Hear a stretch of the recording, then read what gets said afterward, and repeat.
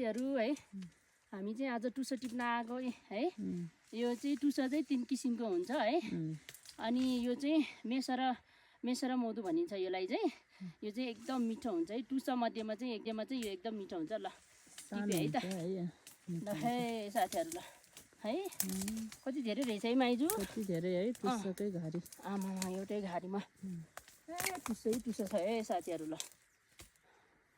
है यसरी मिठो हुन्छ यो वाला चाहिँ फेरि एकदम मिठो हुन्छ के हजुरहरू पनि बेला बेलामा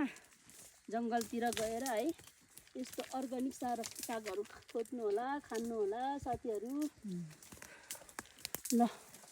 यहाँतिर पनि छ है यहाँ मैले त घोडै टेकेर है माइजू घोडै टेकेर ल अब के गर्ने घोडै टेकेर लोभ लाग्छ है घोडै टेकेर टिप्ने भनेको घोडै टिकेर टिप्दैछौँ है साथीहरू ल